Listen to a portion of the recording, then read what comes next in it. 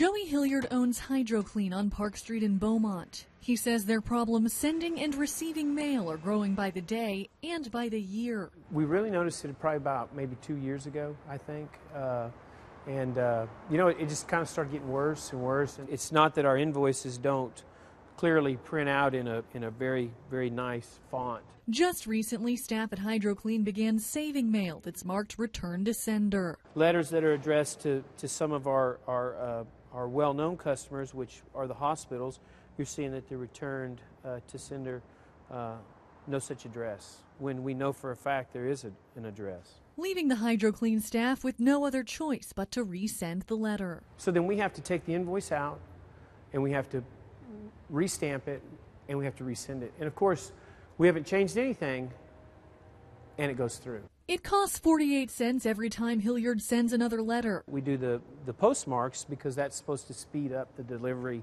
of the bills, and we get this back. So you're looking, there's 48 cents. Sending it twice adds up to almost $1 a letter. He says as a small business owner, every penny counts. You know, these are things that you don't budget. You say, okay, I'm going to spend $250 on postage, but then you end up spending $400 on postage.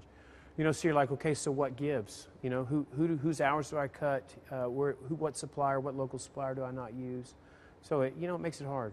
Hard for a local business that does a lot of billing and relies on the Postal Service. You know, number one is the checks. You know, number two is the invoicing. You know, we'll have to call when we're doing our accounts receivable, and there's people like, we never received your invoice. We never received your invoice. And we've even had 3 months later, we've had some of our bills come back that we've already had to fax or email to the customers to ensure payment. Hilliard says they've contacted the post office and postmaster and tried just about everything else. We stopped receiving our checks at the office because it was so unreliable.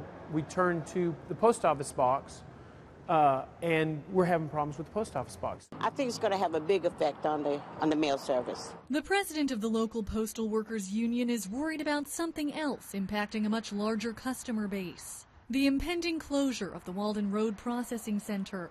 The next closest center is in Houston. They're closing 82 processing plants nationwide, and one of the 82s is the facility here on Walden Road.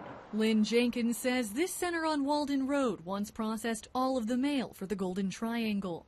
Jenkins says that changed about 3 years ago. Houston is processing all our mail, then it comes here and we do one part of the processing, and then the carriers take it out. She says if this processing plant closes, it will affect customer service. This plant closed and you drop the letter inside the collection boxes.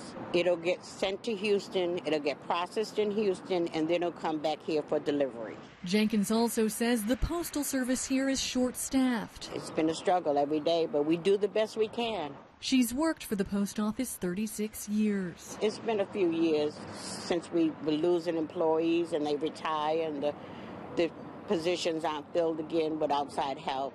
Now she's fighting to keep the Walden Road post office from closing. It'll affect their customers receiving their medication. It'll affect people expecting checks. Hilliard says the problems he's facing are pushing him online, but that costs money. While this customer is searching for answers, he's asking the Postal Service to deliver accountability. You know, the same thing that's required of me with my company is accountability. And deliver his mail.